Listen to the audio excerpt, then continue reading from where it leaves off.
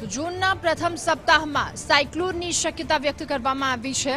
જૂનનું પ્રથમ સપ્તાહ હવામાન રિસર્ચ નિષ્ણાંત ડોક્ટર ચિરાગ શાહ દ્વારા આગાહી કરવામાં આવી છે અને સાયક્લોનની તેમના દ્વારા આગાહી કરાઈ છે. ગ્લોબલ વોર્મિંગ, વૃક્ષોનું નિકંદન સાયક્લોન પાછળના કારણો છે તેવું તેમના દ્વારા જણાવવામાં આવ્યું અને આવનાર 2025 સુધીમાં ગરમી અને વરસાદનું પ્રમાણ વધશે તેવી પણ તેમના દ્વારા આગાહી કરાઈ છે. 2025 સુધીમાં શિયાળો નહિવત થાય એ પ્રકારની સ્થિતિના પણ એંધાણ અહીંયા દેખાઈ રહ્યા છે. પોપ્યુલેશન, કાર્બન ડાયોક્સાઇડનું વધતું પ્રમાણ પણ એક ચિંતાનો વિષય છે. હાલ મે મહિનામાં કાળઝાળ ગરમી પડી રહી છે. બીજી તરફ આવતા મહિનામાં જે ચોમાસું બેસવાનું છે ત્યારે ખાસ ગુજરાતમાં સાયક્લોનની શું અસર થવાની છે ત્યારે ખાસ અમદાવાદમાં આપણી પાસે છે નિષ્ણાંત જે હવામાન શાસ્ત્રી છે તેઓ આપણી પાસે છે અને તેમની સાથે વાત કરીશું. તેમનો 7 વર્ષનો ખાસ સાયક્લોનો પર રિસર્ચનો અનુભવ છે અને આપણે પૂછવા માંગીશ કે જે રીતે અત્યારે હાલ ગુજરાતમાં સાયક્લોનની સ્થિતિ સર્જાઈ રહી છે, શું કારણો હોય છે કે સાયક્લોન આવતું હોય છે? આવનારા દિવસોમાં ચોમાસું બેસે છે ત્યારે ગુજરાતમાં સાયક્લોનની કેટલી શક્યતા?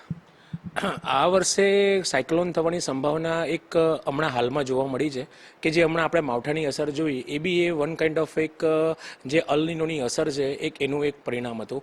એવી રીતના આવનારા દિવસોમાં અત્યારે નીચે આંદામાન નિકોબારની બાજુમાં ત્યાં આગળ એક સાયક્લોનિક એક્ટિવિટી જોવા મળી છે અને જો એ પ્રેશરથી આગળ વધતા તો લગભગ આપણે ફર્સ્ટ વીક ઓફ જૂન ગણીએ તો ગુજરાતની અંદર એની અસર થોડા અંશે થવાની સંભાવના અત્યારે હાલના સ્થિતિમાં જોવા રહી છે. અને આ જે વાવાઝોડું આવવાનું છે એ વાવાઝોડું લગભગ મહારાષ્ટ્ર છે, આપણું ગુજરાત છે, રાજસ્થાન જગ્યાએ અસર જોવા મળશે. ગુજરાતમાં સૌરાષ્ટ્ર કચ્છ એવો વિસ્તાર ગણાતો હતો કે ત્યાં વરસાદ નહિવત રહેતો હતો.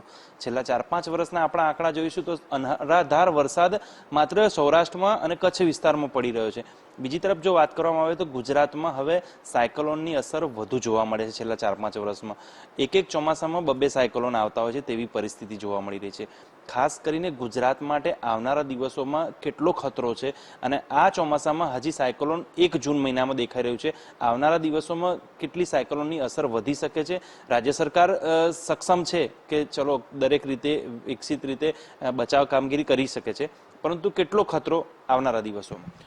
જરૂર. તમે બહુ સરસ વાત કરી કે કચ્છની અંદર કે જે એક સમયમાં વરસાદ હતો જોવા મળતો અને હાલમાં અત્યારે 100% ઉપર વરસાદ ત્યાં આગળ આપણે ખાલી બિફોર જો કરીને ગયો હતો. અને પછીનું એક સાયન્ટિફિક રીઝન એ છે કે જ્યાં જેટલી ગરમી હોય ને, જેટલી જ્યાં હીટ વધારે હોય ને ત્યાં મોઇશ્ચર કન્ટેન્ટ વધારે હોય અને એ મોઇશ્ચર કન્ટેન્ટ એ પ્રોપર મિકેનિઝમ જે કુદરતી રીતના જે રચના થતી હોય ને એની અંદર હવે શું થાય છે કે જે સાયક્લોન આવે છે તો એ ભેજ લઈને આવે છે, ભેજના વાદળ લઈને આવે છે. એટલે ઓલરેડી એની પાસે ભેજ હોય અને એ ભેજ જ્યારે મિક્સ થાય એટલે ત્યાં આગળ એક ક્લાઉડ બર્સ્ટ થાય અને જેના કારણે વરસાદ થાય. એટલે એવા વિસ્તાર હોય કે જ્યાં કોઈ દિવસ વરસાદ પડ્યો જ ના હોય એવા વરસાદ જોવા મળે છે. જે ચોમાસામાં આપણને જોવા મળ્યું હતું કે જુનાગઢમાં અનરાધાર વરસાદ પડ્યો હતો ને જેના કારણે પૂર જેવી સ્થિતિ આવી હતી.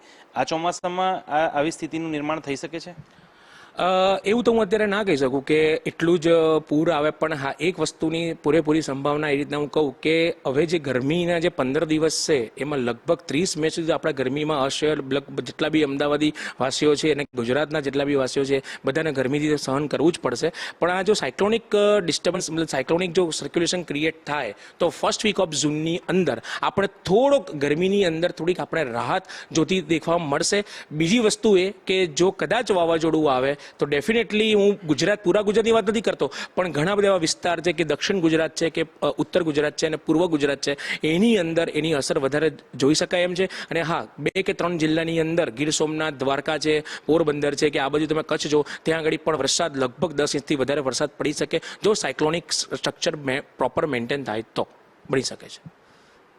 તો આ હતા ચિરાગ શાહ, જેઓ જે સાયક્લોન પર રિસર્ચ કરી રહ્યા છે છેલ્લા 5 થી 7 વર્ષ દરમિયાન. તેમના સાયક્લોન પર રિસર્ચ છે અને તેમણે કહ્યું કે ખાસ ગુજરાતમાં સમગ્ર દેશમાં જે રીતે અત્યારે હાલ ગ્લોબલ વોર્મિંગથી જે રીતે અત્યારે વાતાવરણ બગડી રહ્યું છે ને ક્યાંક ને ક્યાંક આવનારા દિવસોમાં ના માત્ર ભારત પણ ગુજરાત માટે પણ ખતરાની ઘંટી છે. એટલે કે આવનારા દિવસોમાં ગ્લોબલ વોર્મિંગ અને વૃક્ષો સાથે ખેડૂતો માટે પણ એક જે ચિંતાના વિષય આગળ થઈ રહ્યા છે ત્યારે તેના માટે ક્યાંક ને ક્યાંક નવા પગલાં ભરવા જોઈએ તેવું તેમનું મંતવ્ય છે. કેમેરામેન નરેશ રાજોરા સાથે સચિન કડિયા, ગુજરાત ફર્સ્ટ, અમદાવાદ.